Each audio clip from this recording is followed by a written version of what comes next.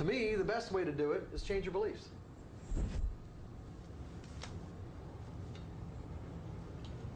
Not that technically beliefs can't be changed, I don't think, but we're going to talk about that in just a second. I use those words because I don't know any of the words to use, but you know, just as long as you understand the context in which I'm using it.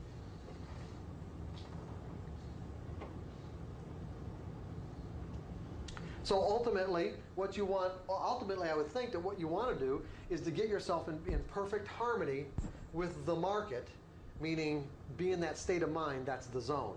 The problem with being in a psychological zone is that you can't will yourself into it.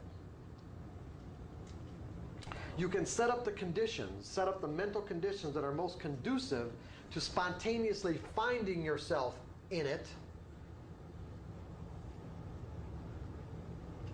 But to will yourself into it, I don't think is possible.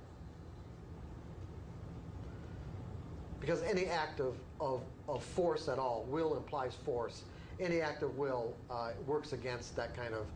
You're not in harmony. If you have to exert any force at all, then you're obviously not in harmony. That there's conflicts, and as a result, you're not in the zone. Because when you're in that zone, everything you're doing, everything you're seeing, and everything you're doing is virtually perfect in relationship to the conditions.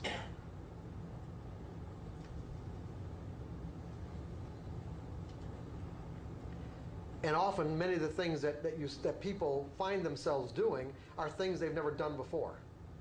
Like, so you can take great athletes, for an example, that make these really terrific moves. They're in the zone in the moment. And it's not like something they contemplated beforehand. It's something they look back on after they did it and said, wow, whew, man, it's really something.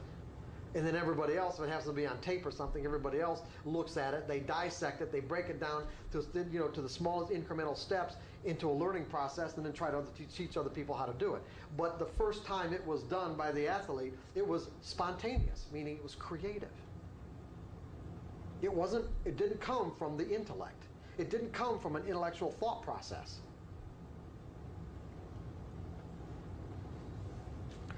I mean, the best example that I like to use of let's say someone being in a zone, although we all know of seen in many circumstances with like great sporting events, but you know, back 20 years ago with that soccer player Pele or whatever his name was, where I not ever having met the guy or talked to him, even read much about him, I am absolutely sure that the first time that he decided to do one of these backflips and hit the ball over with his feet over his head, you know, he didn't think about doing that. He just did it.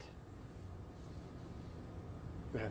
So with Roger Bannister, the 4 minute mile was probably a classic example of the fact that no one. Yeah, sure. Yeah, it would have to be because it never been done before. And in essence, it would be creative.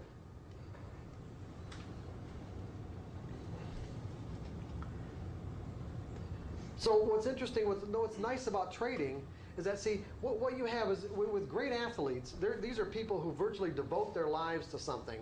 And even though there are many people and athletes who devoted their lives to their profession, there's still only a small percentage that get into that zone or consistently get into that zone. And I think one of the primary characteristics that's necessary to, let's say, consistently get into the zone is that you eventually have to develop a pretty firm belief that mistakes don't exist. That mistakes are just experiences that point the way. Because see, if you're afraid of making a mistake, that's going to keep you from getting into the zone.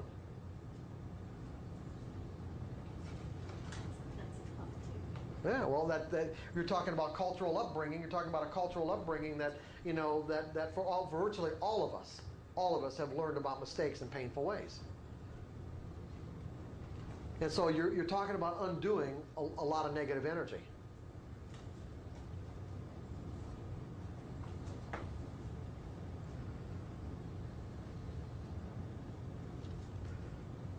See, so you take like a guy like a Michael Jordan who gets to a point, and see a lot of this can happen inadvertently. Now, I'm not saying that Michael Jordan didn't grow up with the same kind of beliefs about what it meant to make a mistake as everyone else.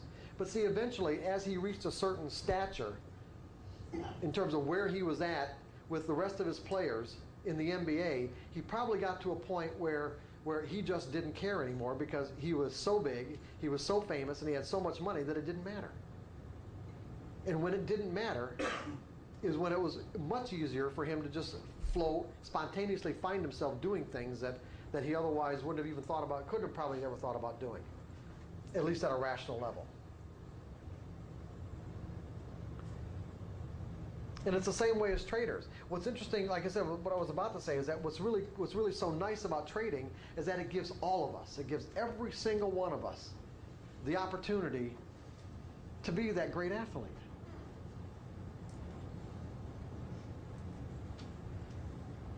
And we don't have to get picked in the draft by the NFL or the NBA or the NHL. All we have to do is open up an account. And we have the opportunity to experience states of mind, or let's say states of development that, you know, in many cases, only some of the most accomplished people in the world have attained. It's available to all of us.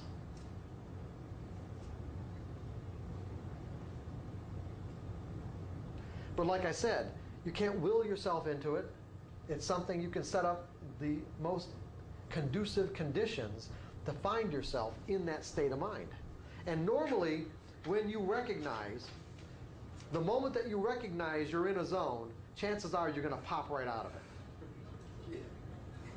In other words, the moment that you recognize at a rational level that you're in that state of mind, you will probably pop right out of it. Until you get to the point where you have trained your rational mind to trust and accept what's going on in that moment. Because see, much of what you're going to be doing or thinking while you're in a zone cannot be verified rationally. It is not in, let's say, your repertoire of what you know at a rational level. Because at a rational level, it's only your past. Everything you know at a rational level is your past. When you go into a creative state of mind, you are bringing forth something that didn't previously exist, meaning it isn't in your rational mind to verify. Now, if your rational mind is mistrustful of information that it can't verify, meaning creative information and creative states of mind, then you're going to have a problem. Because your rational mind is going to go, whoa, hey, whoa, wait a second. You know, you find yourself going in this direction spontaneously, you're in a zone. Your rational mind kind of turns on and says, hey, what's going on? No, this is what's going on over here, based on your memories. This is what's going on right here. And so it pops you right out. You change your direction only to have this experience where the outcome is far diminished. Not saying it's a bad experience, but greatly diminished in relationship to if you'd have stayed on this path right here, which was the perfect experience.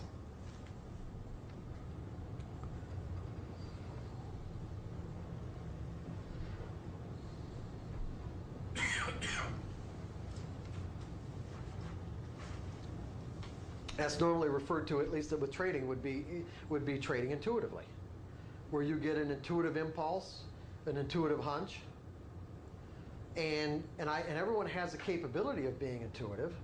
Everyone has the capability of accessing intuitive information. Again, information that can't be verified at a rational level. The problem is, especially for most men, is that most men are so rational that they have a very difficult time trusting intuitive information. And women seem to be, based on their makeup, seem to be more inherently intuitive, but males have done a lot to try to kind of, in essence, beat it out of women, because they don't trust it for themselves. They certainly aren't going to trust it for them.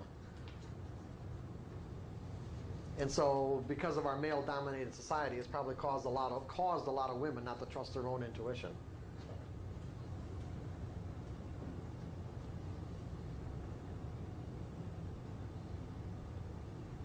So that's a whole process that if you want to trade intuitively, which we're going to get into more tomorrow, trade intuitively, then you're going to have to train your rational mind to accept creative information, creative-based information.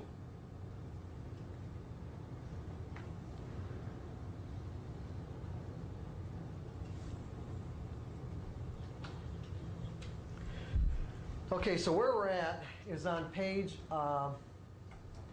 3 of section 4. And we're going to get into the specific characteristics of a belief. First of all, it is my contention, I have a notion about this, that, what's that? It is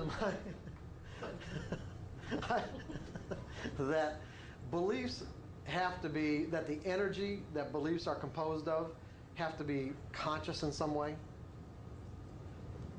Now, I want you to think about that for a second. They have to have some degree of conscious awareness, because beliefs seem to take on a life of their own. And how else could beliefs cause us to recognize in the environment something that's similar to, or in many cases seemingly identical to, something that we already believe? It's like there has to be some sort of conscious awareness there. And the only reason why there has to be some sort of degree of conscious awareness, I'm not saying a great degree of conscious awareness, but at least some degree of it, is that how would our beliefs know that we're being confronted with information that is in conflict with what we believe? And at the same time, why would they compel us to instantaneously reject any information that's in conflict with what we already believe to be true? So there seems to be like a degree of consciousness there. And the other thing too is that when you look at the common characteristics of beliefs, like you could say there's universal, there's some universal properties there. It's like, is there anyone in this room that does not like to be believed? Do you like to be believed? Does it feel uncomfortable to be disbelieved? You see, this is universal. Uncomfortable to be disbelieved. Regardless of what the belief is, it doesn't feel good. Do we feel more comfortable being around people who share our beliefs? Just naturally feel more comfortable with people who share our beliefs. And uncomfortable around people who what? Don't.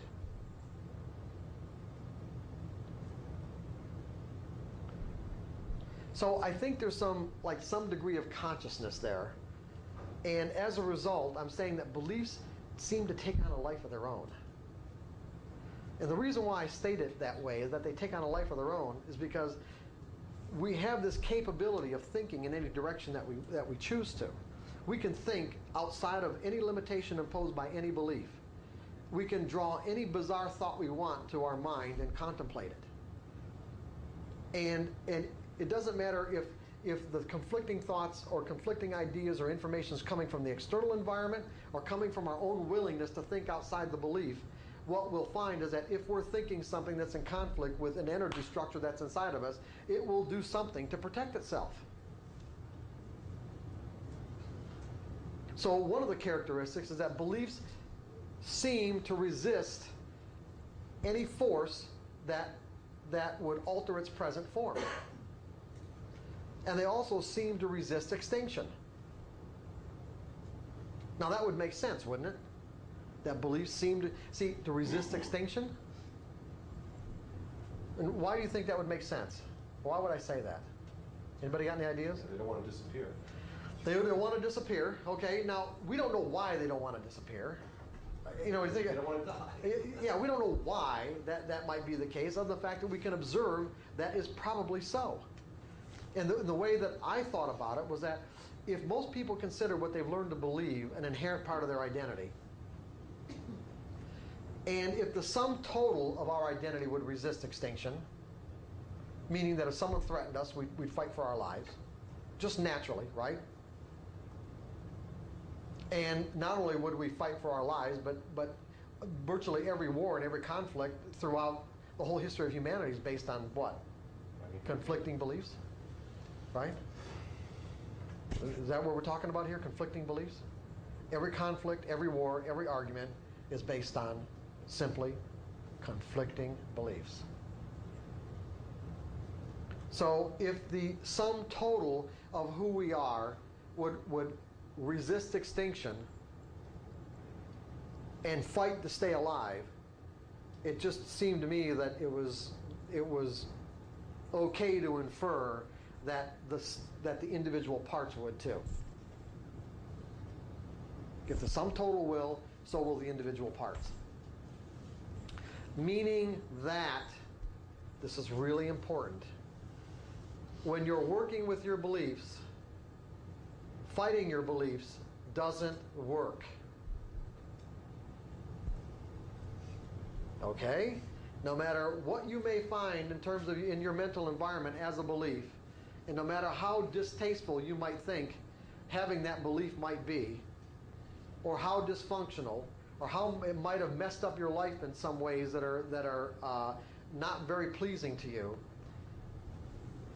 directing any negative energy whatsoever towards your beliefs will only cause them to become usually more powerful at the very worst, and at the very least, fight you back.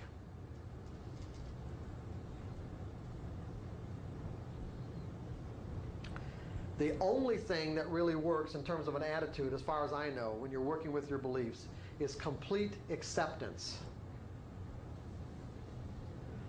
I accept what's there. I understand it. I accept it. And as a result of my acceptance, it allows me to render that belief non-functional. In other words, it makes it easy for me to draw the energy out of it. I can retire it. But if I do something to fight it, it'll fight back. How would you fight a belief? Can you give me an example? Direct negative energy toward it? Yeah, just direct negative energy toward it. I mean, people... Would you give me an example? It's kind of abstract. Fear of snakes. What's that? Trying to convince someone about the fear of a snake. Well, and let's see. Well, that's, you're talking about an internal process. And I'll give you a good here.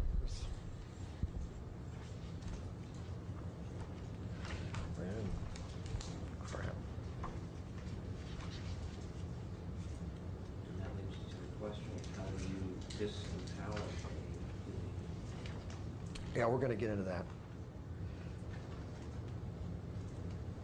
I don't have it with me. It's up in my room. There's what I was gonna do for an example is give you or read to you an exercise that of a trader that I worked with a while back, and one of the things that we did, he had a particularly difficult childhood where his father was really abusive, and as a result, he ended up acquiring some really troublesome beliefs. About power and about lying and about not believing he deserved things.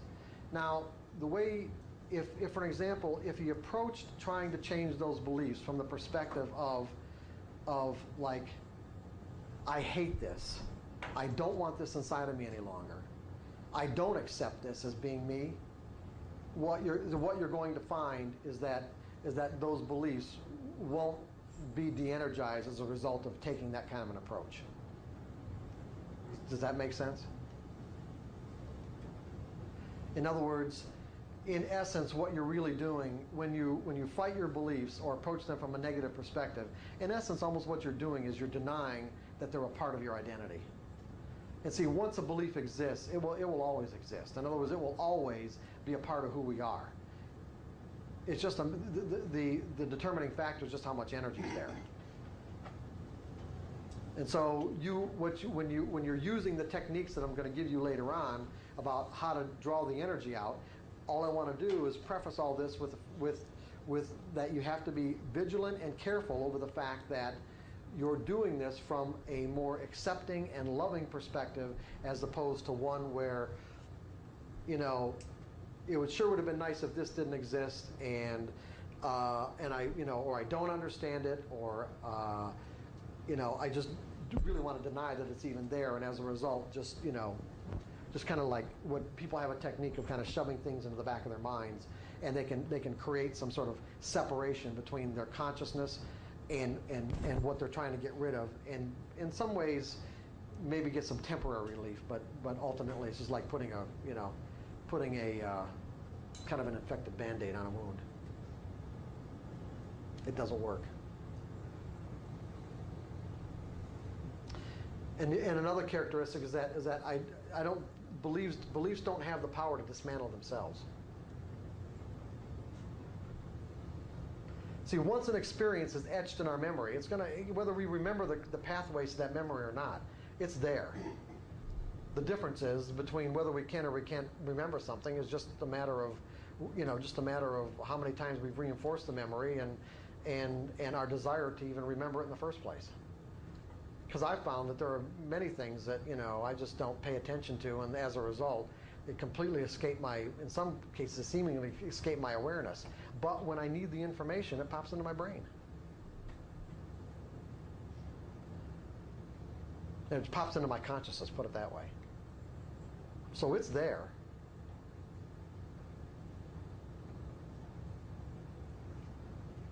It's the same way with the belief. Once it sort of gets etched into our mental environment, it'll be there forever. But it doesn't have to affect us forever. That's the difference. So did I answer your question, John?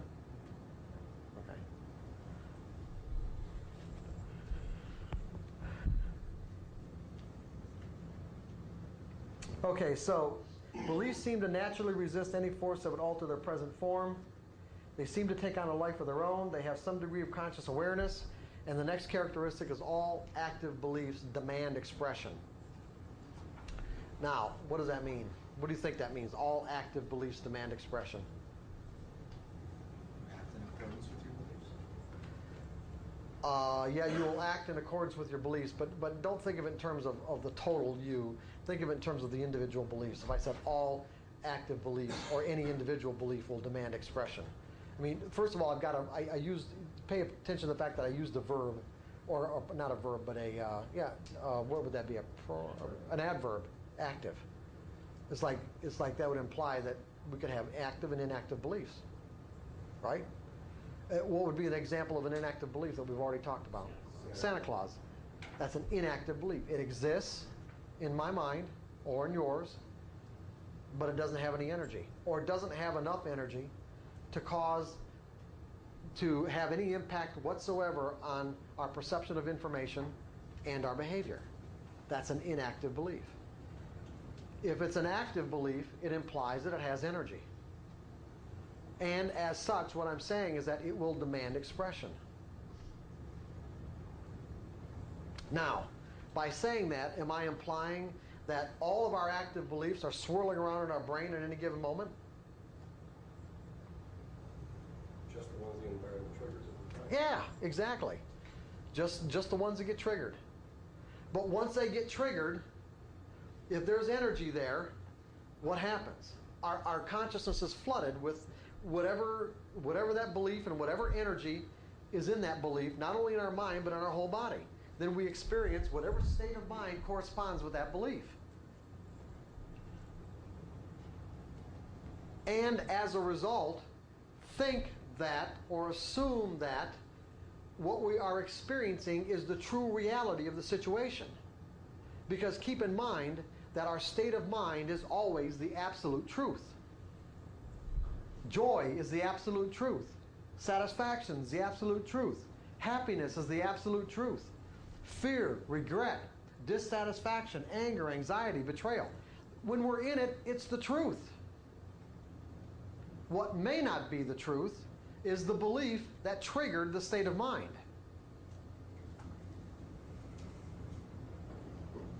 Okay? There's a profound distinction here that I'm making. The state of mind we end up in is the absolute truth.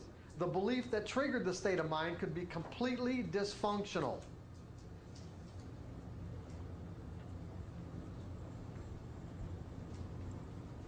So the end result is accurate.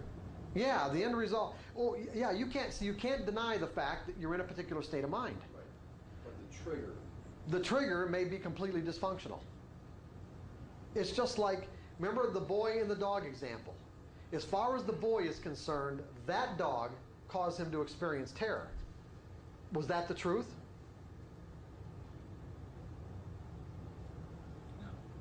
No. No. And the reason why he believed that dog causes terror is because of this instantaneous association that he makes between the similarities in the now moment to the terror and the dogs that exist in his mind, which make the two identical. It makes the now moment identical with the memory. Once the state of mind has been triggered, the terror that he's in is completely real. The belief that got him into the terror is completely dysfunctional. Because all dogs are not dangerous. See, so now that you can make this separation between the actual belief that you may have learned causing the particular state of mind, you can say, hey, you know what? Yeah, the state of mind is definitely real, but you know, if I change my belief about this, I'm going to experience a different state of mind. And that's in essence what we're getting at. Change your belief and you experience a different state of mind under similar circumstances.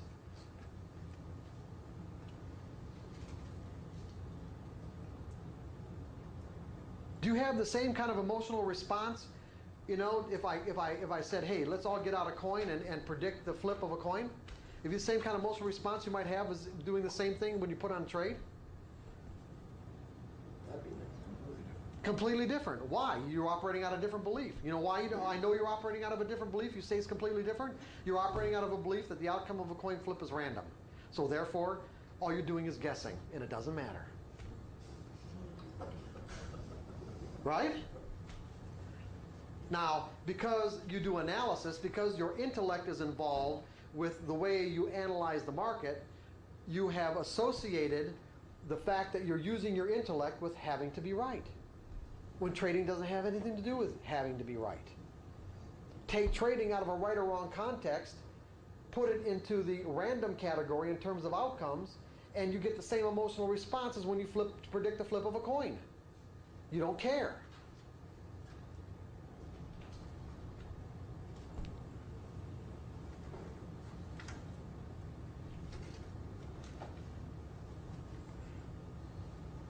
Change your belief, your state of mind changes.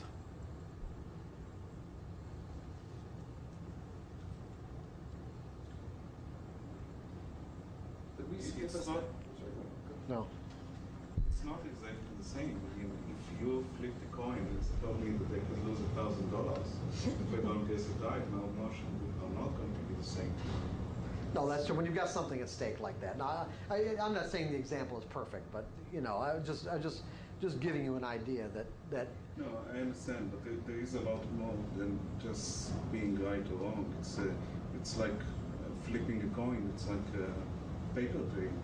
A lot of people do paper trading. Once you put money on the line, then they're not doing as well. right. But if you believe that you're going to have 1,000 flips and it was going to come out even, then who cares anyway? Right? Or if you can accept the risk, or whatever it is. See, the whole idea, Daniel, is to be able to get yourself to the point where you accept the risk and the cost of No, trading. I understand that. Okay. Okay. Yeah, I know it wasn't a perfect example. You're right, as far as No, the coin flip is I wasn't concerned. trying to get you on a bad example. Yeah. I'm just trying to say that as a trader, I'm not going to catch all the 55% of that pattern that is going to work.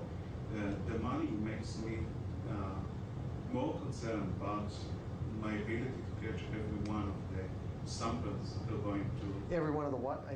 Every one of the trades that are going to complete that percentage of this pattern. So the money have a lot to do with it. It's... Oh, I know. I know it I does. don't know if I'm explaining myself. Yeah, I understand. You've got to get to the point where the money takes on less significance, where whatever money that you're expending as a result of the cost of doing business.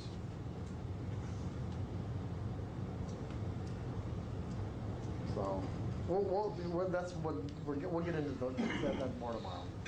Okay, John, you said something about skipping a step? All right. Okay.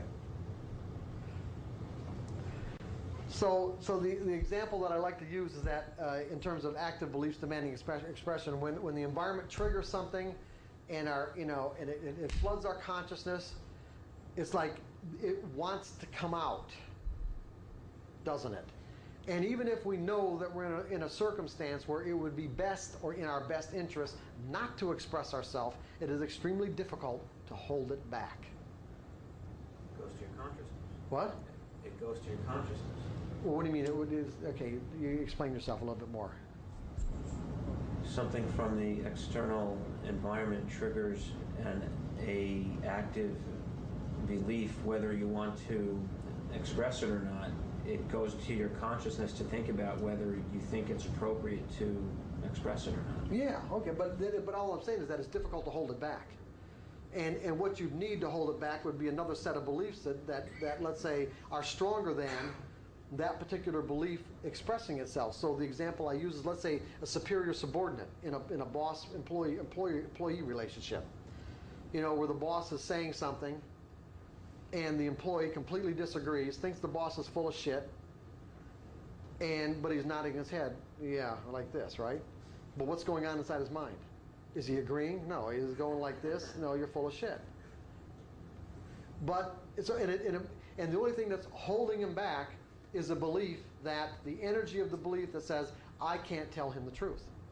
I can't be candid about what it is that I think about what he's saying. Well, there are some beliefs that might even, if he said something that was insulting, you might not hold it back. So you might Sure. different degrees. Of Different degrees. beliefs. You're absolutely right. The strength might, Right. if he said something that smeared me, maybe I would. Sure. Do it more. And there are employees who would tell him he's full of shit no matter what. Because that's just what they believe. It's like, I'm going to be candid, and if I think the guy's got his head up his butt, I'm going to say so. But interestingly enough, if we hold back, and this is what I really wanted to get to, is if we hold back, what's going to happen? Let's say we did the nod, okay? Hold back. We held back expressing it. What's going to happen? It'll build up. It's going to build up, and we will find somebody else to unload on. Right?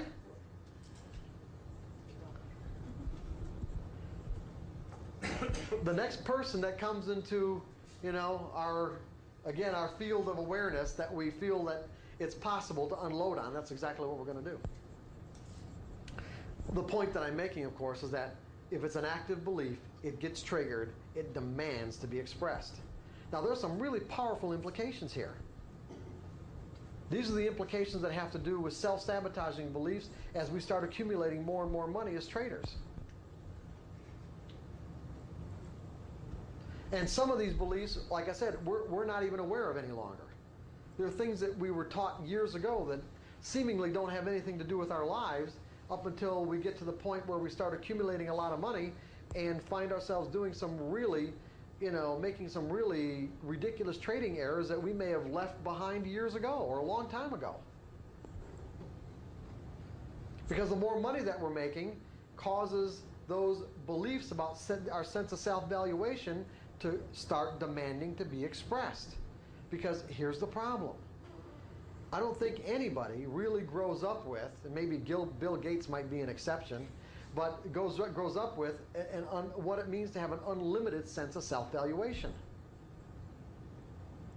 In other words, we seem to be taught inherent limits about what we think we're worth. And whatever those limits are, once we hit them as traders, because it can come real fast, it will cause those beliefs about what we're worth to demand to be expressed. And see, the problem is they don't have to be specific beliefs. What I mean by that is that what I found is that can be any number of beliefs that fall into a category, a generalized category of I simply don't deserve. And it kind of works like this.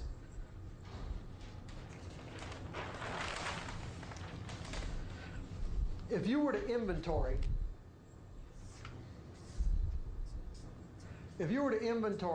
every experience in your life that was positive, and let's say contributed to a positive sense of self-valuation, where you feel worthy, where it made you feel worthy, and all the experiences in your life that contributed to a negative sense of self-valuation, what you would end up with is a net sense of self-valuation, meaning if you balanced all the positive energy against all the negative energy, you would come up, let's say, net positive, net negative, or neutral. The problem is that if you're net negative, of course, it's going to be very difficult to accumulate money. And the other problem is a lot of these experiences may not specifically have been, let's say, directed toward a sense of self-valuation, but if they were painful experiences, either both physically or emotionally, many times what ends up happening is that, especially as children, these experiences get put into this broad, generalized category where, let's say, a parent might say, oh, you hurt yourself, you fell, you skinned your knee, or your elbow, or whatever, and your mother just told you not to do that. And she says, look, see, God punished you. And so then what happens is that what you do is start associating as a child every time that something like that happens with, oh, God punished me, and then the next step is, if God's punishing me, then I must not be a worthy person.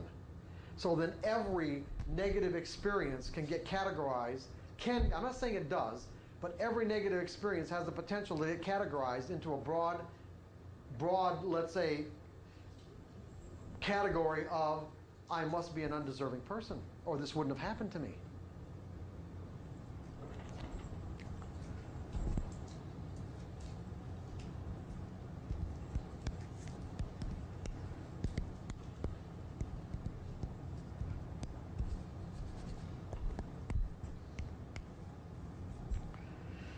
So this can be problematic as traders. And other than the, let's say, inability to not think in probabilities causing trading errors, this is the thing that is most responsible for these kind of, doing all the hard work and doing really good and following your rules and being disciplined and everything you need to do, and all of a sudden you just whack yourself. And you start the process over again and whack yourself again. Sense of self-valuation coming in saying, you don't deserve this. Remember, all beliefs demand expression. All beliefs seem to take on a life of their own. And regardless of whether or not your desire is to keep on going up like this indefinitely,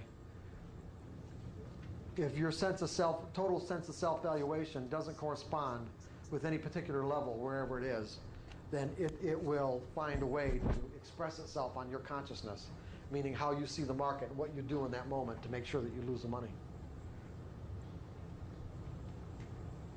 Scary.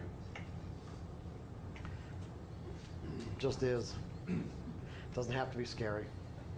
Is there a way to figure out when you... Oh yeah, sure. yourself? Oh no, you're going to leave, and I'm not going to.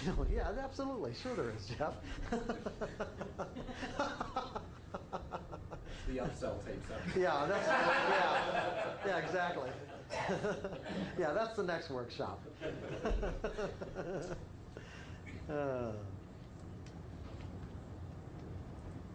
So are we, are we kind of, is everyone together on this? It's all kind of coming together for you a little bit?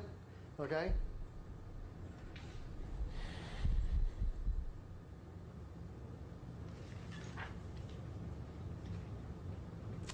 And the last characteristic on page 4 is that beliefs keep on working whether we remember them or not. I've kind of already mentioned this.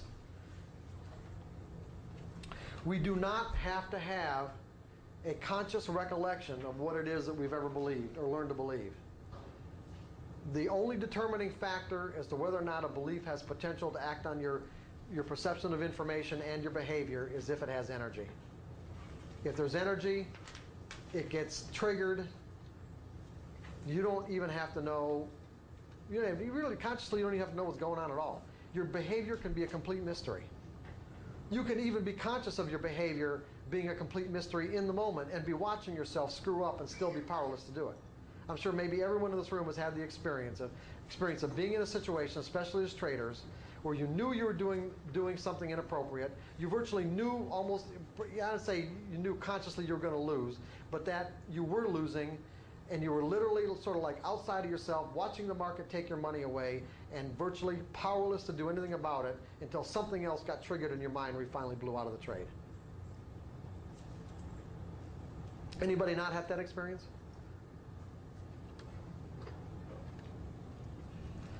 You don't have to know where that behavior is coming from for it to happen.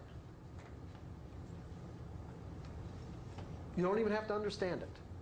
You don't have to have any understanding of it, any knowledge of it. It's just going to happen. Until you do get knowledge of it, till you do understand it and do something about it if you want.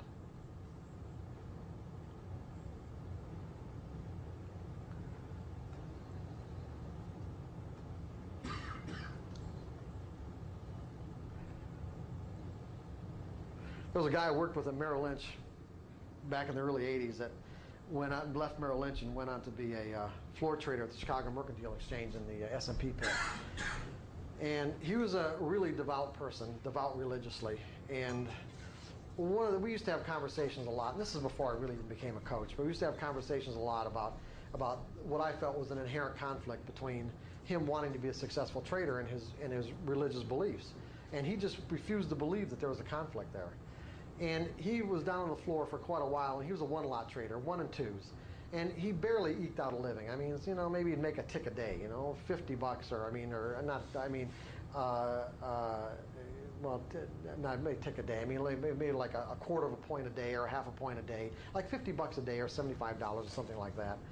And then he got on a bit of a winning streak and started accumulating some money. And he was in the pit one day and literally snapped. And by the time, back then, where you didn't have to turn in your cards on the kind of frequent basis, where floor traders, they got their trading cards, they record their trades. Now they have to turn them in, like, practically every 5 minutes or something. But I don't know what it is. But they turned them in at the end of the day. Well, he was in the S&P pit. He had he had 200 or 300 contracts on. And by the time somebody from the clearing firm found out about it, he'd lost about $1.5 million. About $1.5 million, I mean.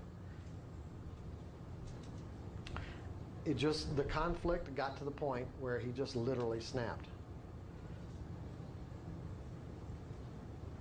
He just kept putting on a larger and larger losing position until he forced himself out of the business to do something to do something else, which he was really a good college professor, and that's what he went back to doing, and and there was no conflict.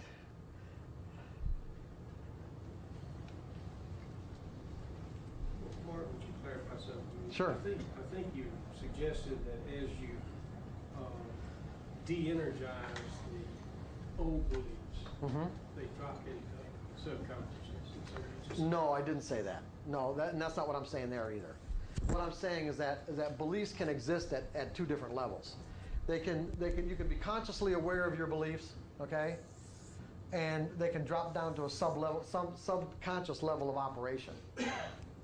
And the best way that I have of explaining that is using driving as an example.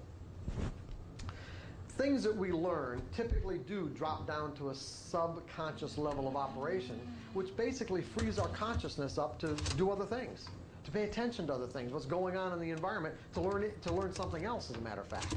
So, for an example, what I noticed when I was in college, and and people would drink a lot, is that there were times where not only did I observe people driving completely drunk, but even myself, where I got from point A to point B and had no conscious recollection whatsoever of how I got there. Totally unconscious. Now, I'm not saying the distance was great, but the point is that something must have been in operation that caused me to be able to drive that car to do what I did without having any conscious awareness of it. The skills that we learn do drop down to an unconscious level so that we can pay attention to other things. So that when you're teaching somebody how to drive, like the first example or the first opportunity that I ever had in my life to do that, of course, the first thing you realize is all the things you take for granted. It's like, there's a lot to driving, that so when you try to teach a 15 or 16-year-old how to drive, it's like there's all kinds of skills that they don't have. They don't, the coordination between steering wheel and brakes and looking out the mirrors and everything else like that. It's like there's a lot of things they need to learn. But once they all get learned, like I said, they just drop down and they operate at that level.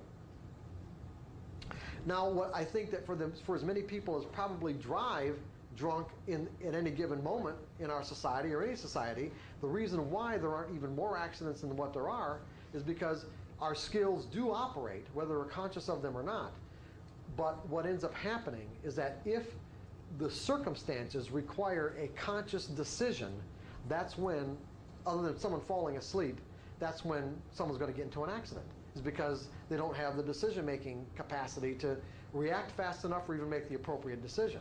But if the circumstances are relatively normal, then you can virtually drive unconscious.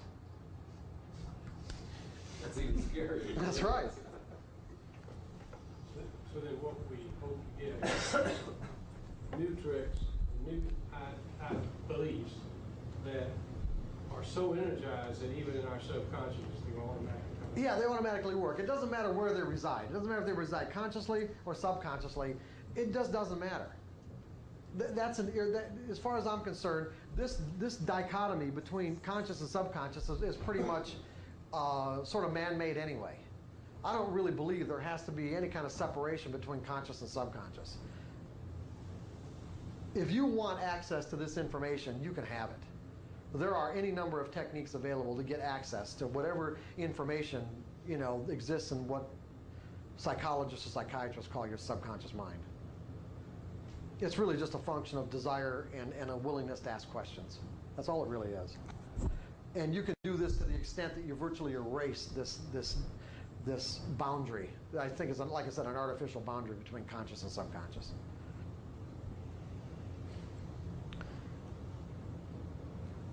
Like I said before, it's really a matter of what you believe. If you believe you can have access to all this, then you'll get access to it. If you don't believe it, you won't.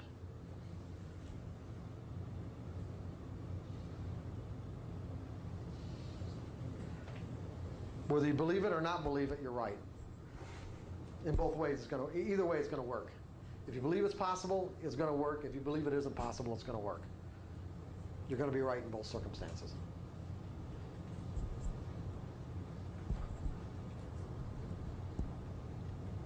So some of the techniques that we're going to go over have to do with learning how to get access to some of this information, if you feel it's warranted and necessary.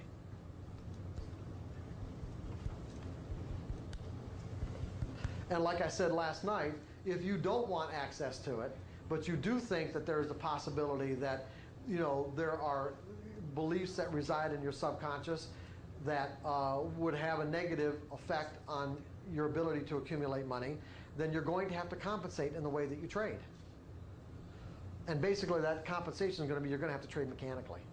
You're going to have to make sure that the only thing you do has very rigid rules so that you can make a clear distinction between what your rules say to do and what you might feel compelled to do as a result of self-sabotage, so that you can make it is very clear in your mind what's happening in that moment. Because you know that anytime, the first moment you start noticing that you want to break a rule, then that probably what's happening is that you've got some sort of subconscious beliefs that are acting on your perception of information and your behavior. And you can either refocus or not trade.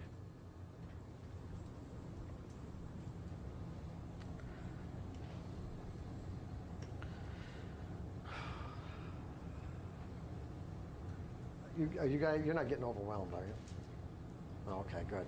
How do you find out which, the subconscious beliefs? Well, I'm gonna tell you. I'm gonna tell you. Let's get on with the- No, that's the next one. Again, that's also the next seminar. Okay.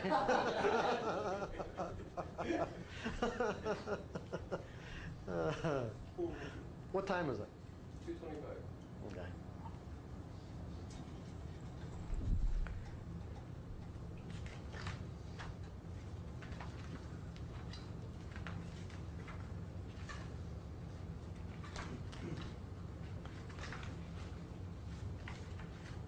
So let's see where we're at right here.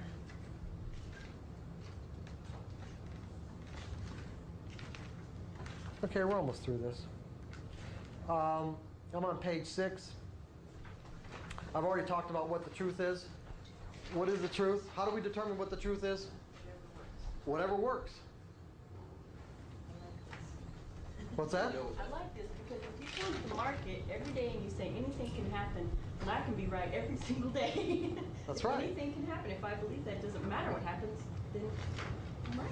Because that's just what is. That's right. See, you're going to be right every day, because as long as I believe that something is going to happen, anything can happen or something is going to happen, I'm always right. I'm never wrong. But it's the truth. I'm expecting something to happen and I'm never wrong. Whether you're making money or not, the whole other. That's true.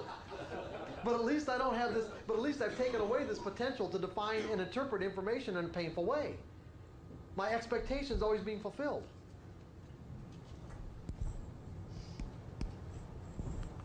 And that's exactly what you want to do. You want to, your expectations, you want your expectations to correspond with the realities from the market's perspective, from the characteristics of the market from the market's perspective. The market can do anything. And regardless of what pattern it may be presenting in any given moment, the outcome could be anything, right? So therefore, it can do anything. I expect it to do something. The only thing where I'd be disappointed is if it just dead stopped. Okay? That would not conform to my expectation. Other than that, unless it just stops, I'm right.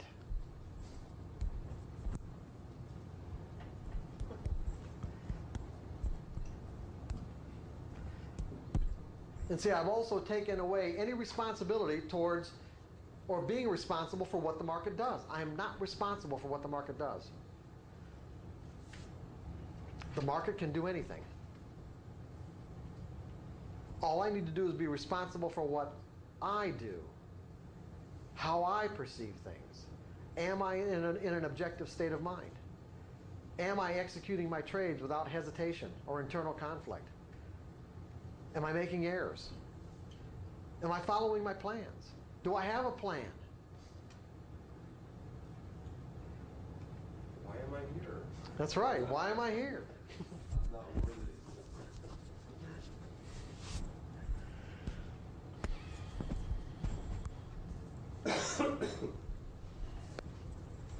Okay, so we know what the truth is, right?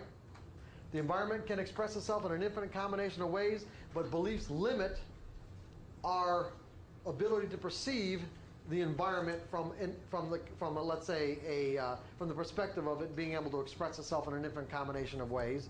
Then the only way we can really measure the truth is within the context of what we're trying to accomplish in any given moment. Now keep in mind, we're determining what the truth is based on what am I trying to accomplish in this moment. What am I trying to accomplish? Well, yeah, ultimately, but that's good to make money, but keep in mind something, John, okay?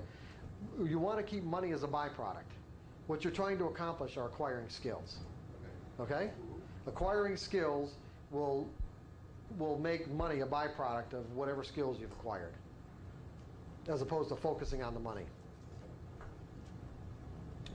So the truth is relative to what am I trying to accomplish, and do my beliefs correspond with the characteristics and properties of the environment that I'm operating in at any given moment. What were you going to say, Louis? Mark said that making money wasn't our goal. Our goal is to be in the zone, and then money will come to people in the zone. Right, that's for sure. Shouldn't use money as the objective. Ultimately, it can be an objective. No, that's not really true, because we can set money goals. We absolutely, As yeah. an occupation, you have to have some, it's like Tony Robbins says, if you sit there and meditate all day, they'll soon take you out on your sofa because you haven't paid your bills. That's right. So there has to be a certain level of financial stability to the occupation. Right. Otherwise, acquiring skills and scratching every trade. Well, you're acquiring skills. I'm assuming you're not scratching every trade. No, I'm saying, Yeah. but at the very end of the day. Yeah, I agree. Right? You're right. Because you can't. That's the way I your keep. skills. That's the way I keep score. I love keeping score. Right. I do. I just, I really do. So you're focusing on the money in the long run, but not necessarily. Yeah, you're absolutely right. In other words, you can set money goals for yourself. You can set even daily goals or weekly goals as long as you have these goals. How do I put it? What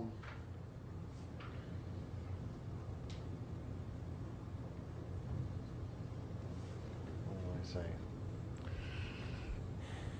Setting goals as traders, financial goals as traders can be tricky. It really can, because the reason why I say that is because it's easy to get ourselves inordinately focused on the money itself, as opposed to the process that leads to the money.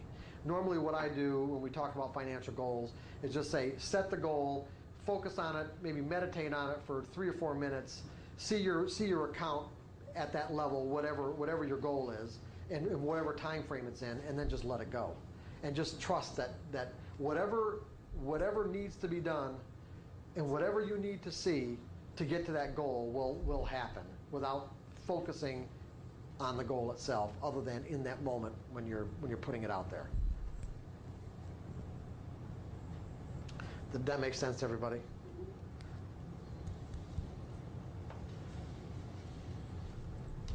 Okay, so I said that the truth, we determine the truth based, relative to what we're trying to accomplish in any given moment, and that the truth is what works.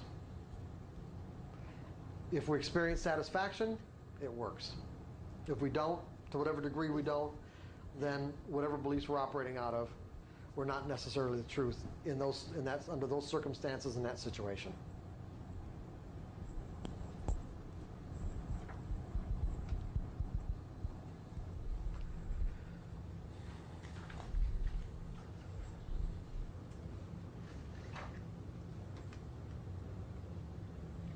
I talked about objectivity, I think, a little this morning or last night, I'm not really sure. I'm on page 7. Is it possible to be truly objective?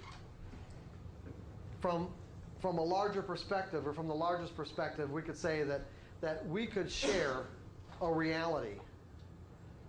In other words, where you and I would be perceiving exactly the same things, the same information, and the same possibilities inherent within that information, if we had simultaneous awareness of everything going on at once. So in other words, if I could represent all possibilities as a finite line, and I can't, but because it's infinite, but let's say I could represent all possibilities that exist in this line that has finite boundaries between here and here. The only possible way that we could share an objective reality is if all of us had the capability of perceiving every possibility and every distinction in any given moment, because we'd be experiencing exactly the same thing. Are you with me on this? We'd be experiencing exactly the same thing because all the information that was available, we would be perceiving in the same way. We'd be perceiving all of it. Remember, beliefs limit what we perceive. Beliefs limit what we perceive. So if you and I are operating out of different beliefs, which we are, it means that although we assume that everyone's sharing our reality in any given moment, because each of us think that our reality is self-evident. Now think about this. In any given moment, each of us think that our reality is self-evident and everyone else has to be sharing it, right? Why wouldn't we? Sure. Which of course is not the case.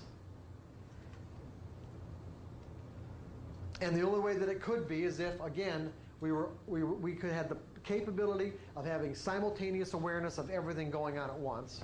If we have not evolved to that state of that place where we can have simultaneous awareness of everything going on at once, it means that we are perceiving something less than what's being made available. What we perceive in relationship to what's available is based on what we've learned to believe. If you and I have learned to believe different things, then we can assume that in any given moment, we are not going to be perceiving reality in the same way. It's that simple. And so, from a macro perspective, we really can't be objective. However, from the individual's perspective, the micro perspective, we are the micro or the macro, okay? From the individual's perspective, whatever it is that we have learned to perceive out of what's available, we can be objective in the sense that, are we in a state of mind where we have access to everything we've learned? Is there anything about what's going on in this moment that's being blocked by some mechanism inside of our mental environment? If there isn't, then we are being objective.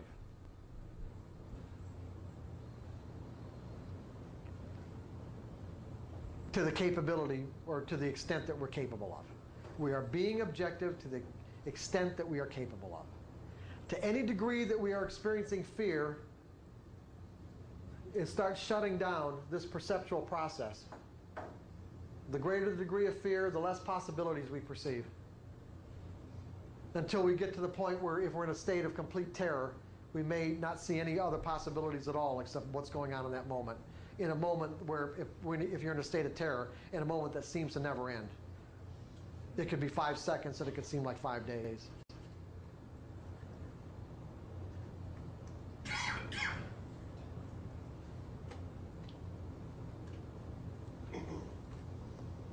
Euphoria is exactly the opposite. It's like there's no capability to perceive any limitations.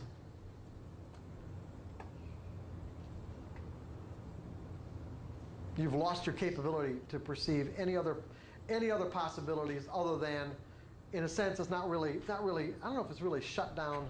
In a way, I guess even euphoria has kind of shut down your perceptual process in a way. I haven't really thought of it that way, but I think,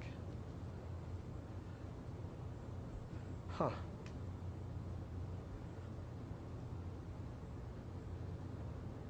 Yeah, in a positive sense, yeah, really, in a positive sense, you're in a state of mind that where you would be, wouldn't be capable of perceiving really anything other than what you want.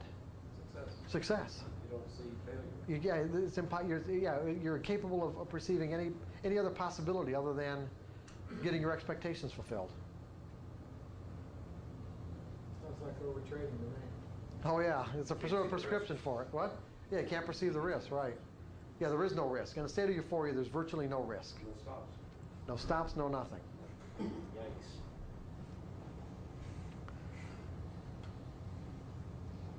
So does everybody understand the nature of objectivity and what's going on?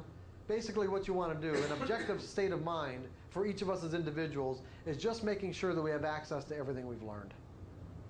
And our perceptual process isn't being shut down by some internal mechanism like fear. Or the potential to define and interpret information in a threatening way.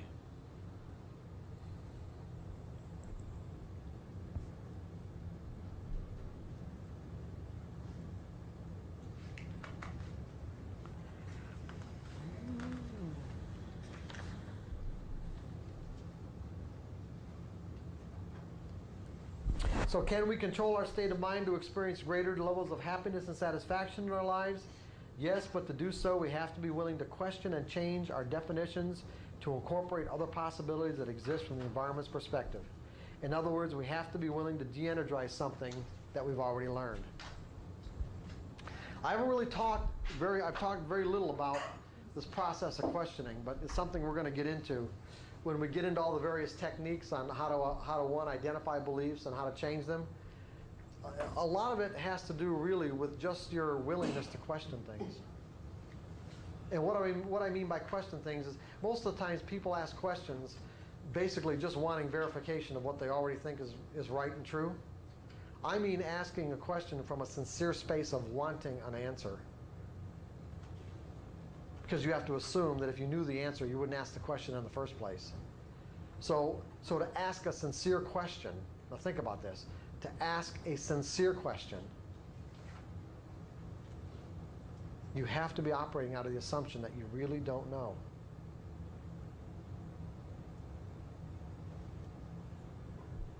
That's a really important distinction. Because what I'm saying is that when you ask a sincere question, it creates a vacuum in your mind that will be filled with information. It opens up the creative process. Asking a sincere question opens up the creative process. And you start getting access to what people might normally define as even inspirational information. Inspirational in a sense that is not coming from a rational thought process. It's coming from out there in the universe somewhere. It's hard to know where it's coming from. The best examples that I can give you of that is that The Disciplined Trader and Trading in the Zone were both written that way. You'll notice there aren't any footnotes in either of those books. And the reason why is because I did not refer to other people's work. I specifically stayed away from other people's work. Those books, both of them were written by simply asking questions. And the answer just got dumped into my brain. No different than someone writing a song, doing works of art. But the questions I asked were genuinely sincere questions. I really didn't have the answers. I really wanted to know. I had pieces. I had enough pieces to ask a question, and then I would just like be in a situation where I was either like doing some consulting or coaching work with somebody, and all of a sudden I would hear myself saying the answer to the question I asked maybe the day before or a few hours before. It's like I'm saying, oh my God, this is it. This is the answer. I've never said this before. I've never thought it before. And one of the things I did was that I had this rule where I diligently wrote down. Anytime this happened, I always stopped and wrote it down, no matter where I was at. I don't care, the guy was paying me $200 or $300 an hour. I actually stopped the process, I wrote it all down, and then continued with the appointment. I mean, that always came first. I didn't charge him for the time I was writing, but the point is, I mean, it took longer. He had to stay. It might have taken me a half an hour to write all this stuff out.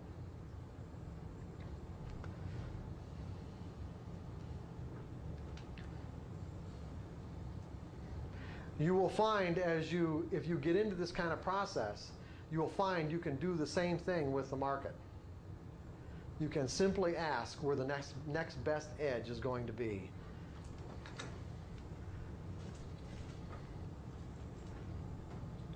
And find that the next thing on the chart that your awareness is drawn to, just, and see what happens.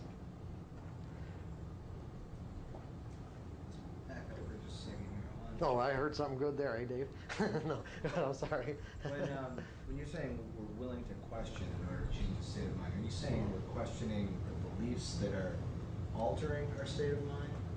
Is that what we're getting at here? Well, no, what you're doing is just, it could be that. It could be any number of things. What you're doing is just, you're asking a question, you're asking a question because you want information. Now, a lot of it has to do with, just like you can say, asking a question for information that might be subconscious. Or questioning a particular way that, particular belief that you might have, so that you can, like I said, you can experience, if you've noticed that there are reoccurring dissatisfying experiences in your life. That's the thing that I'm talking about. You can assume that that isn't the only possibility that exists under those circumstances. Make that assumption. And then as a result of making that assumption, start asking sincere questions so that you can dismantle the closed loop. That's okay. Okay. Okay, I thought you were referring to the trading things. That's why I kind of responded the way I did. Okay. About asking where the next best edge is. No. I'll ask you later. Okay.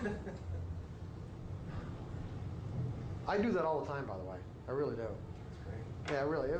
It's pretty cool the way it works. It works for a lot of things. I've done it. Yeah. I've really done it from a belief standpoint, but in terms of like business and stuff, how can we grow this segment to the next level? Sure. If you ask yourself that enough times, eventually you can answer. That's right. You really will.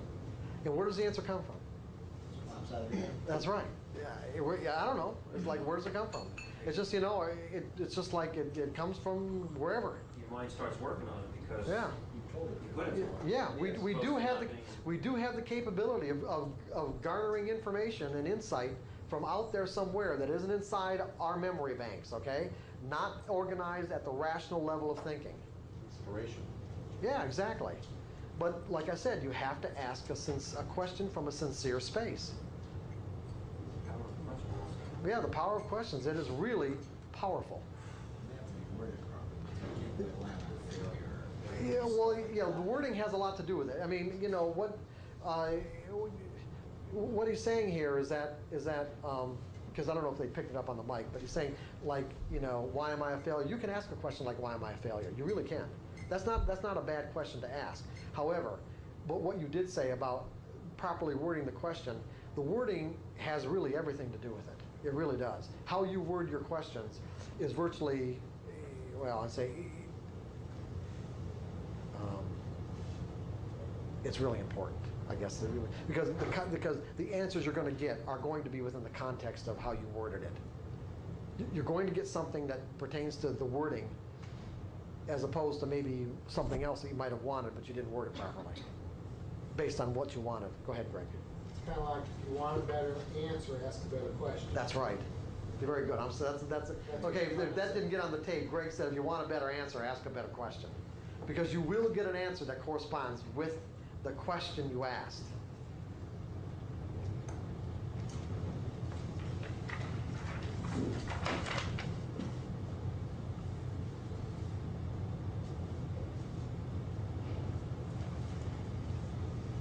What time is it? 2:45? Okay, as soon as we get done with this, we're going to listen to the tape. We're going to take a short break and listen to the tape.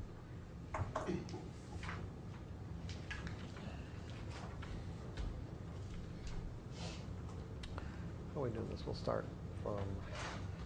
I'm on section 4, page 9, and Roman, why don't you start with the first point and read that, and we're going to go this way, like this. Just go ahead and read it. Everything we have learned throughout our lives is structured energy. Go ahead. This structured energy will operate inside of our mental environment as a source of power, causing us to perceive and respond to the outside environment in a way that is consistent with this energy. The environment can express itself in an infinite combination of ways. What each of us perceive and experience is very small in relationship with what is available at any given moment. In other words, instead of assuming that we already know, we can assume that we haven't learned to make every possible distinction that exists in each situation of our lives. Inherent within the distinctions we haven't learned to make yet is an opportunity to experience satisfaction. Go ahead, John. Fear causes us to narrow our focus of attention on the object of our fear, drastically reducing our perception of what is available or possible from the environment's perspective. Many dysfunctional beliefs and fears operate at an unconscious level, locking us into cycles of dissatisfaction, frustration, and pain. Learning something new is often blocked by the way the energy is already structured inside of us. In other words, once we learn a belief, it will forever shape our lives unless we unlearn it. Or I should say, to draw the energy out of it. Every advancement in human civilization, whether it be cultural, scientific, or otherwise, came from someone who challenged the status quo by questioning what he had learned. The act of questioning opens us up to perceive the existence of other possibilities. If we assume that happiness and satisfaction exist as a possibility, then it is up to each individual to find that happiness and satisfaction by discovering these possibilities. To discover anything new, you will have to be willing to question and look beyond what you've already learned to believe about what is true or available. Now, the way that I like to illustrate that last point about the nature of questions is that if this circle, well, let's just say this circle, again, a very erroneous thing to do, but this circle represents the universe, meaning what's available to be learned in the way of distinctions about the inherent properties and characteristics of the whole universe, right? Okay? And you can say that, let's say 100 years ago, that the sum total of humanity, both alive at that time and recorded in some way up to that time, that was still in existence, might have made, in terms of knowledge or distinctions, this much in relationship to everything else that exists. And what's happened in the last 100 years is, let's say we've expanded that circle, let's say by something like that. How does the circle get expanded? Questions. Yeah. In other words, someone's willing to operate on the fringe. There's always somebody that's willing to operate out there on the fringe of what's possible. Go out, discover something, bring it back to the rest of us for us to say what? Yes, sir. Are you crazy? Yeah, you're crazy. Not yes. Virtually always you're crazy. No, that's not possible. No, that's not real. No, that doesn't exist.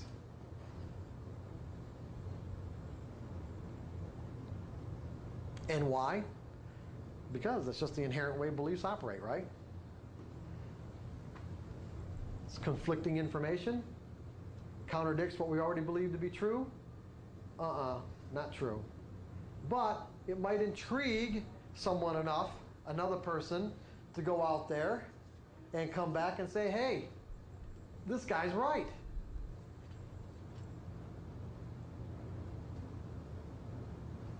And then somebody else does, and somebody else does, and next thing you know, the circle gets expanded a little bit. All of us are in this circle. If you take the sum total of everything that's in everyone's mind alive today, everything that's in the mind of everyone alive today, plus what's been recorded from human history that exists, that by this circle, then each of us are a part of that make up the whole. Are some percentage of that circle. So how do we expand our own circle? The same way. Go challenging what we believe to be true and questioning things and see what happens. Challenge the status quo. Yeah, challenge the status quo.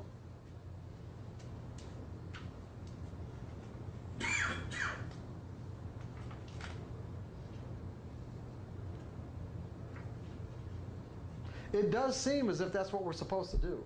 We are evolving into something. There isn't any question about the fact that humanity is evolving. If that weren't the case, then we would still be living like most of the people probably in Afghanistan.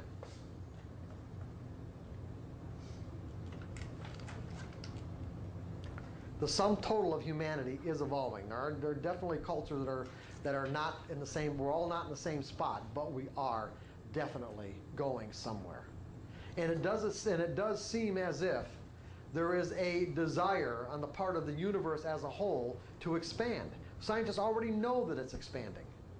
Now, if it's expanding at the macro level, wouldn't it make sense that because we exist at the micro level of an expanding universe, that if the universe as a whole is expanding, that if we're going to live within this universe in a way where we can create, let's say, happiness and satisfaction for ourselves, in other words, create a really satisfying life, wouldn't it make sense that we have to be in harmony with that expansion?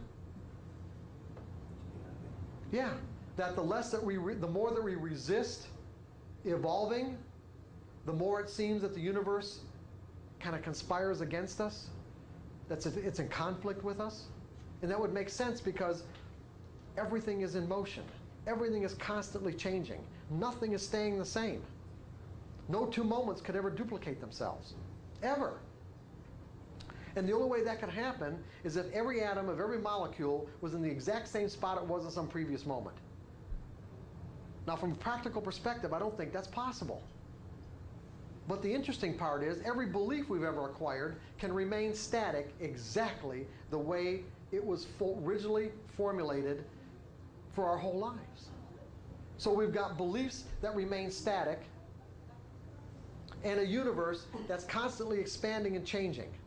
Beliefs that cause us to see the now moment as it exists in our lives instead of the way it really exists from the environment's perspective.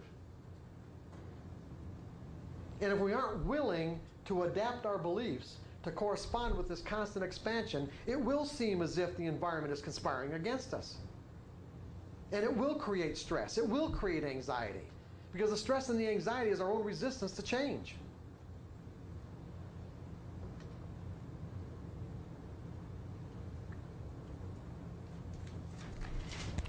So let's take about a 15-minute break and we'll listen to the tape. From the Monroe Institute in Virginia, and they've been doing work in the area of how high-frequency sounds affect states of consciousness for probably over 40 years. They've got a real distinguished staff of doctors and PhDs, mostly from like Harvard and Yale and all your Eastern Ivy League colleges. And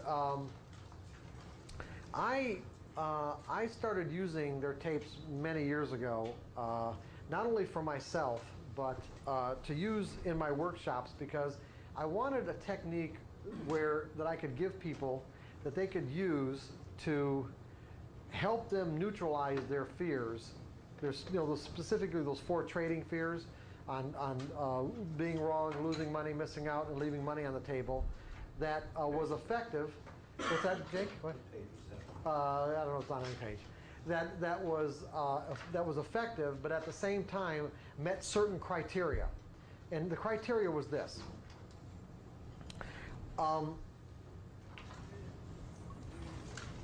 Instead of using hypnosis tapes, or like specifically subliminal hypnosis tapes, one of the things that I found is that subliminal hypnosis tapes can be very effective, or even hypnosis tapes for that matter, can be very effective if what you're trying to do, in other words, whatever message that's on the tape, if the message itself is not in conflict with anything else that's in your mind, then the tapes can be quite effective.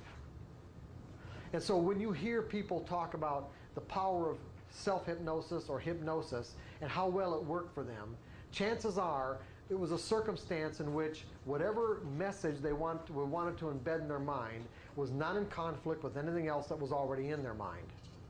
And so what you'd get is a glowing testimony or testimonial. However, when the message on a hypnosis tape is in conflict with something else that's in your mind, then what you're doing is setting up an inherent conflict, because what the tapes generally don't do, or don't, I've never seen them do, is help you neutralize whatever conflicting beliefs that you might have with the new message or the new way in which you want to express yourself. So in other words, this process of change is always a two-pronged process in many cases. One, de-energizing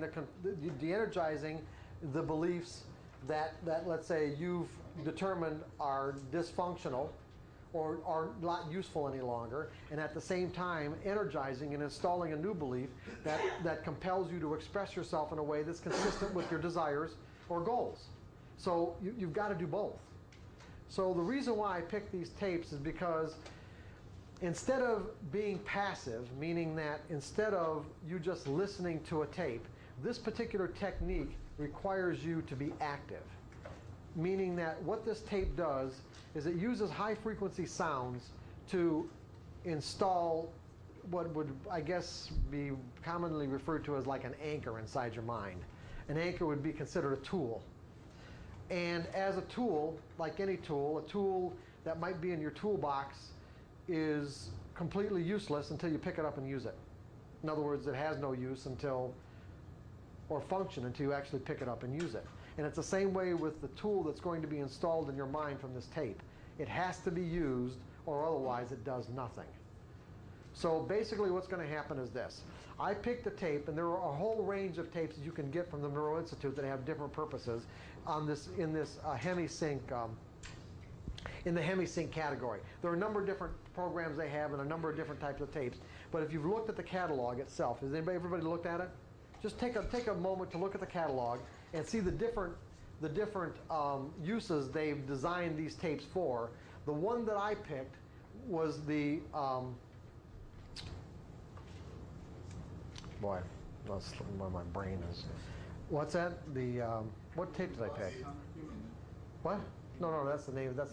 Yeah, DHAB. Yeah, I'm sorry. Okay, DHAB. You'll notice what does it say about the DHAB tape?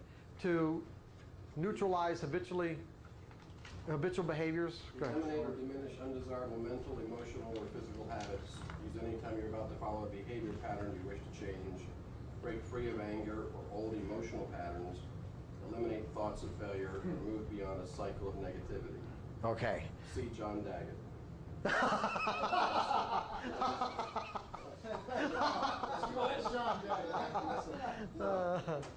So what I've done is basically adapt this technology specifically for the purpose of helping people who come to this workshop neutralize their fear of being wrong, missing out, leaving money on the table, and being wrong. And we'll get into the actual techniques later on. In other words, the techniques of using, how we're going to use the tape, we're going to get into. Maybe not today, if not this afternoon, by the time you're done, tomorrow morning. However, the reason why we're listening to it today is because it requires 3 listenings, meaning that we're going to listen to it once right now. You're going to listen to the prep side of the tape. The prep side of the tape is just getting your mind prepared to get this function command installed when you listen to the other side of the tape, the DHAB side of the tape.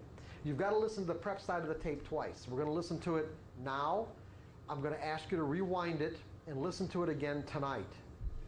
And then tomorrow we'll listen to the DHAB side.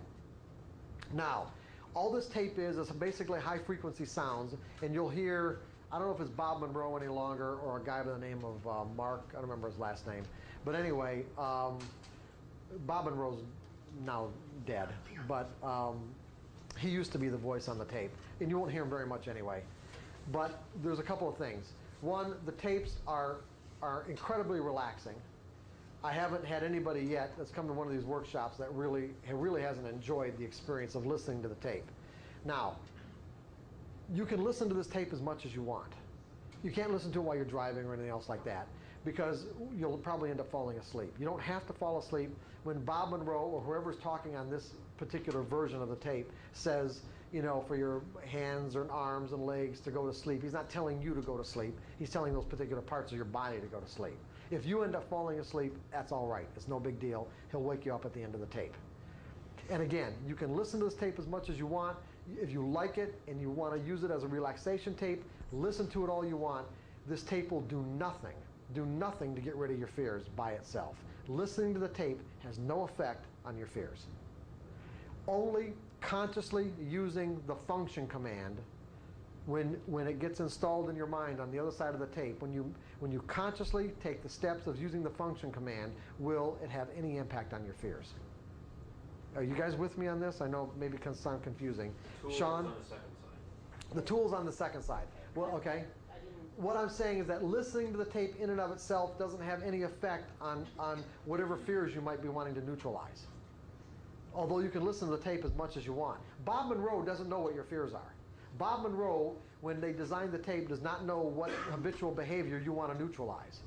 That's up to you to decide what habitual behavior you want to utilize by taking the tool out of the toolbox and using it in the appropriate moment, meaning that it requires a conscious decision on your part. That's why I picked this technology. It's not passive, it's active. You don't take a part in it, nothing happens. Are you guys with me on this? John, are you with me? All right. Okay, now, so put the tape in the machine. The prep side of the tape. Turn Dolby off if you've got it. If you've got an expensive machine and have Dolby sound reduction, turn Dolby off.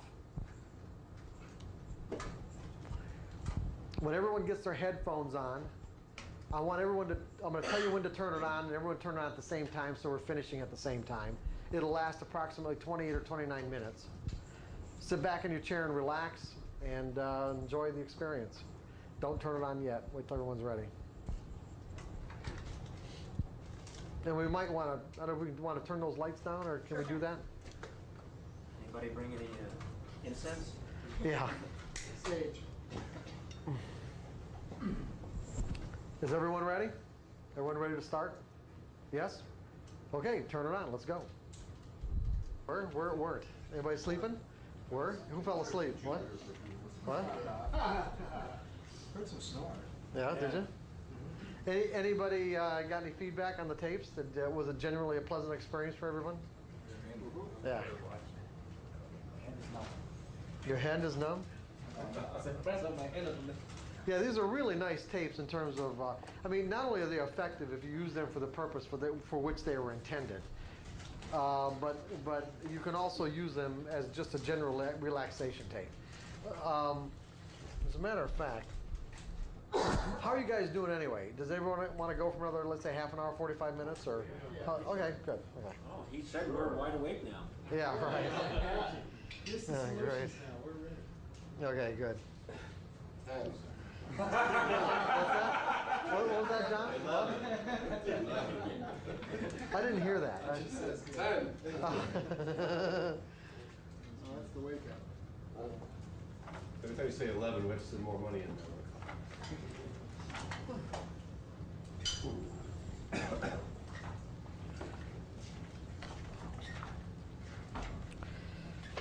Okay, I'm in section 5, but I'm going to go right to page. I'm going to go right to page 4. No, right to page 3.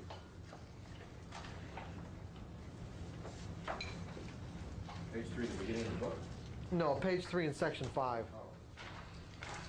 Right at the bottom of the page where it says using the Monroe tapes to neutralize your trading fears.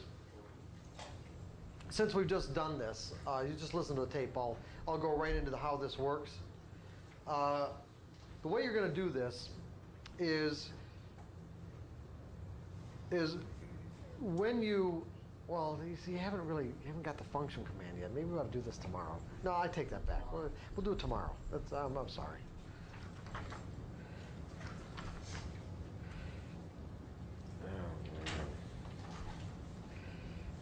Just go to section 6. Yeah, really. Problem is, I don't feel like getting into this right now. Hold on. What? No, hold on. That's all right. Hold on. Let me.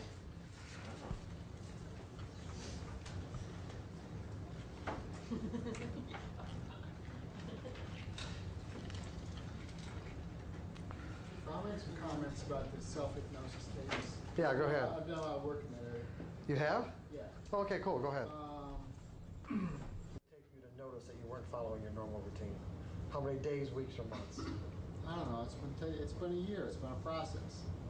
You know, where it's been a challenge to make any money. It's not the market. It's in me. Okay, so what we're going to learn, there's a particular, just a real simple meditation technique that we're going to do tomorrow.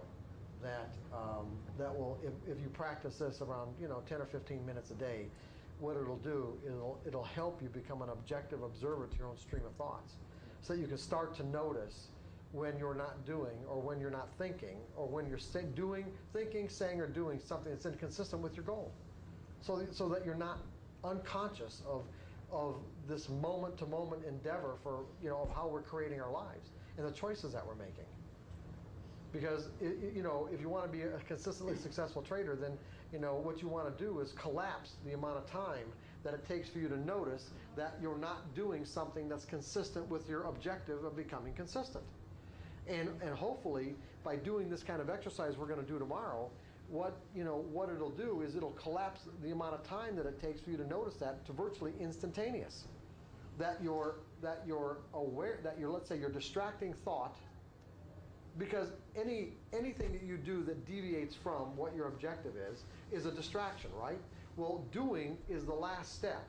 The first step is always a thought. You're going to think about it before you do it. You might even run something through your mind. You might even talk about it with somebody. But it's first going to be triggered by a distracting thought.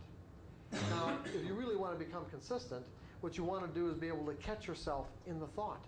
Catch yourself at the point where the thought and the awareness of the distracting thought are virtually simultaneous. Instead of it taking, 5 minutes or 10 minutes, or looking back days, weeks, or months later, saying, hey, you know what? I'm not doing what I know works. That's basically even what you were saying. You're not doing what you know works. Yeah. And I'd add one other thing, because you mentioned it yesterday. And I don't remember in what context.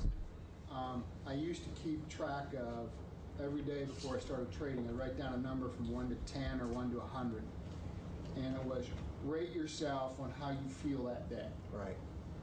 And if you feel like you're an 8 or a 9 or an 85 or a 95, and if a trade comes along, have the courage when you're at the higher end of the scale to put it on and go for it. Don't hesitate as much. And if you feel like maybe you're a 3 or a 4, put the trade on, but don't go balls out on it. Or scale back. Yeah. In other words, it's a rating system to use money. You can use in conjunction with money management, so that if you, let's say, you normally might trade 3,000 shares, if you rate yourself a 10, then you're going to trade 3,000, or maybe even a little bit more if you get a real primo signal. Yeah. But if you're rating yourself as a 5 that day, then you know what? You want to scale back proportionally. You might only trade 1,500. You might only trade 1,000. Yeah. Let's Because what it really gets down to is like at least what I had before, is that if you're not in the most ideal, if this is positive and this is negative, okay, and you're not in this most ideal state of mind to be trading, because that's what it really boils down to, and that's really essentially what you were talking about, He was rating, he learned, or at least he involved himself in a system where he was basically gauging or rating his state of mind. In essence, his capacity to make money, or his capacity to make money in the sense of how clearly am I going to be able to perceive the market and how well am I going to execute my trades. And in advance, he's saying, you know what, I'm a 6 today. And you can learn to do this, and you can learn to be honest with yourself about it. And as a result, have your money management, in other words, the amount of size that you put on, correspond with how you're rating yourself. In that scenario, would you also take a moment, say 45 minutes or an hour into the market, to rate what the market's doing to make sure that you're in conjunction? Oh, you could, sure. Yeah, you could let the market define itself. And not trade the open, Well, let it go. if you're a 9 and the market's a 2. And the market's a what? 2. Oh, I don't know what you mean then. I misunderstood. You mean in terms of symmetry? In other words, if you're going to rate the market in terms of symmetry? Is that what you're saying? If you're trying to determine what your strength is as of that morning, in either mental clarity, physical clarity, whatever it is, on a scale of 1 to 10. Right. Wouldn't it also make sense at some point after you've seen the way, not trading the open or not trading, just somewhere in that first hour, determine what your opinion of the market is that day on a scale of 1 to 10 to make sure they're in sync? Because if you're trading at a 9 but the market's reacting at a 2. Not really. I don't really. Yeah. How are you trading the market? Sometimes you're more, maybe you can put into mistaking. Sometimes I have a very strong, I feel that I know what the market is doing good. I feel confident about that. Maybe that's. Is that what you're saying? The Is that you felt confident about how the market's unfolding, and yet the market isn't unfolding that way? Is that what you're saying, or? Because look at it this way, John. Even if whatever assessment that you might have about the way the market's going to unfold, okay, whatever assessment you might have about that or what the potential is, even if the market isn't doing what you thought, isn't that significant? So when you look at it that way, it's like. And you'd see it sooner if you were trading at an 8 or 9 as compared to if you were. Exactly. Okay. So yeah. So it's like you could say, hey, what's significant? Is the market following, the projected symmetry? And if it is, that's great. But if it isn't, that's telling you something too, isn't it? Right. And you're also going to get signals. You can also get a lot of signals out of that. You get sometimes more signals about what it's not doing in relationship to these significant reference points of symmetry as opposed to what it is doing.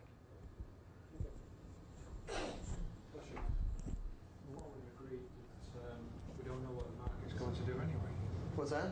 We don't have to know. Well, but we're kind of mixing. We're kind of mixing it. We're mixing a little bit in the sense that it depends on the context in which we're trading. If we're trading mechanically, all this kind of discussion would be irrelevant. If we're trading subjectively, it's not. It's just like, for an example, if you're trading mechanically, you're going to have a predefined, a definite predefined entry point where the variables are specific. There's no subjectivity whatsoever in terms of, the conditions under which you enter the market. Those variables are either present or they're not. It's black or white. They are present or they are not present. If they are present, you're obligated and committed to enter into a trade. If they aren't present, then you do nothing. But when you evolve into the subjective stage of trading, then you can use anything you've ever learned about the nature of the market to generate a signal to get in or out. So for an example, what we're talking about, Roman, is that in the mechanical stage of trading, let's say for an example, the market's doing this and you've got a stop down here. You entered the market long right here at this point, okay? At this point right here, and your stop is down here. If you're trading mechanically, you can't do anything with that stop, meaning that the market, your market either goes in your favor, stops you out, and that's all there is to it. Either or. If you're trading